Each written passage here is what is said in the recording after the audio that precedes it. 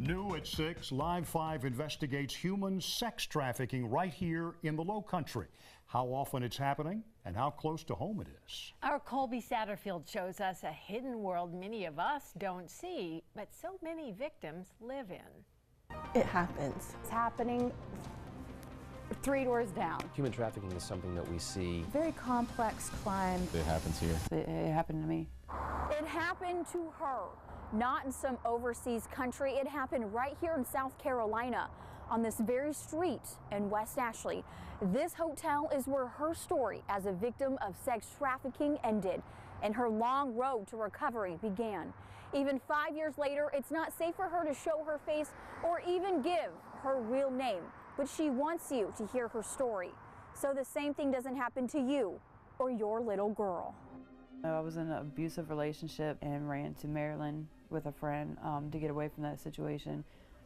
That's when I met him. Beth thought a business trip with friends would help her escape a bad situation at home, but a chance encounter outside of her hotel room set the wheels in motion for months of misery. And we started talking. I gave him my number and we just texted. And I mean, he just seemed like a really nice guy. And we were supposed to go out and have drinks one night. A lie. She would never get that drink. Instead, he told her he had to go help a friend move. Another lie, one she recognized far too late. And where I thought we were just taking her somewhere else and then he was going to take me home, he ended up dropping me off at a hotel with her, like 3 hours from where I was staying at, and left for like a week. And I didn't see him again until he came back. He took the room phone and everything. He made it clear she wouldn't be calling anyone and wouldn't be leaving the room anytime soon. Beth had no idea what was happening or the nightmare that was to come. You know, after a couple days you figure it out. Because when I did see him, he took me outside to his car and we talked and he asked if I was ready to work. And I told him I really don't think I have a choice, do I? And he just kind of laughed, and that's when he gave me like a little throwaway phone. He was like, all right, will you start today? In that moment, she knew she would be sold. When you're under a pimp, I mean, you have to call him daddy, of course, and that's for a reason. I mean, he's in control of everything. He chooses when you eat, when you sleep, when you shower, what calls you can and can't take. I mean, he's there 24 hours a day. When he's not there, he's there. He's got eyes on you. The life she was living can only be described as hell. It's really kind of a blur. You just do it. I don't know. You go numb to it. I took myself out of that reality. Like, I didn't want to believe that was my life. Her life had become part of a business of selling women and trafficking people, a life she never knew existed. You know, it's not something that's just in the movies like I thought it was. It's not. It's very real. It's in your face. She was trafficked up the East Coast from D.C. to Florida to here in Charleston. Her days becoming one and the same. It was scary. You never knew what was coming to your door. I knew we were in Florida. It was just a normal day. I'd been up for like 2 days straight. And I told him, hey, I'm taking one more call. I've got to go to sleep. I can't do it anymore. That call, he robbed me. So he wouldn't let me go to sleep. I had to get that money back. She had no control over her own life or her own body. The pimp, he had got me pregnant. And the only time he took me to the doctor was to make me have an abortion. That was hard. I don't believe in abortion, but it was either willingly go do the abortion or pretty much have both of our lives gone. Do you think he would have killed you? Oh yeah, he would have at least tried. He would have hurt me enough to hurt the baby.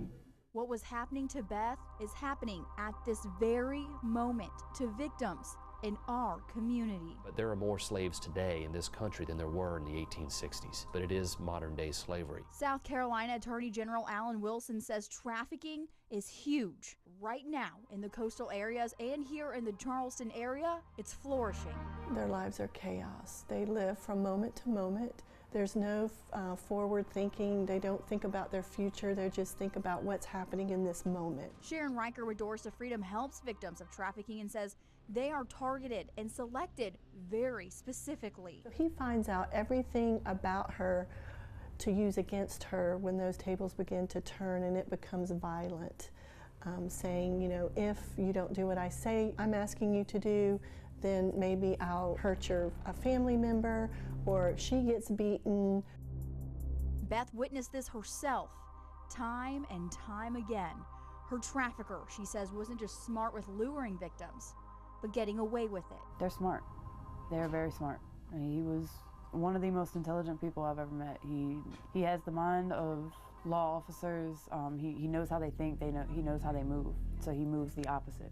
Detective Benton is the human trafficking investigator for the North Charleston Police Department. He works with local and federal agencies and says the majority of his cases tie to North Charleston. It is known as being such a profitable market. We have a high number of hotels that are here. He sees these traffickers and pimps and knows how they operate. What I've personally dealt with, a lot of them are gang members. Gangs find trafficking very appealing, and they're starting to move towards trafficking in persons versus trafficking in drugs. It's a global problem, and one that's only getting worse. Human trafficking is the second largest criminal enterprise in the world, and it is a close second place to drugs and armed trafficking, and will probably overtake those within the next couple of years. For the victims, there's often no way out. I contemplated suicide a lot. I just wanted out of it, and I didn't know how to get out of it. Beth says there was no chance of escape. She knows because she tried. The night that he found me trying to leave, I didn't know what to expect. He made it clear I wasn't going anywhere. He tried to have 3 girls jump me, and when I started to fight back, he held me down, kind of put his foot over my chest so I couldn't get up, and let the girls beat me up. It was that moment she realized she was stuck. You may think you've never seen this happen, but you probably have. They're regular people. I've seen FBI agents have come to see me, government officials. It's everybody. It's your husband will be there every day. It doesn't matter where you live. Human trafficking can happen in a rural stop sign town. It can happen in a farm. It can happen in an industrialized area. It can happen in an urban area. It can happen in an area where there's tourism. It can happen in a residential neighborhood. If I've described any place that you live near, that is where human trafficking can happen, and it probably is happening. It happens here. This very parking lot is where her story ended, and her life began again. Coming up tonight at 11, Beth describes how she was finally rescued. Plus, I investigate why this is happening so much in the Lowcountry and what is being done to make it stop on our 2-part series on sex trafficking in the Lowcountry.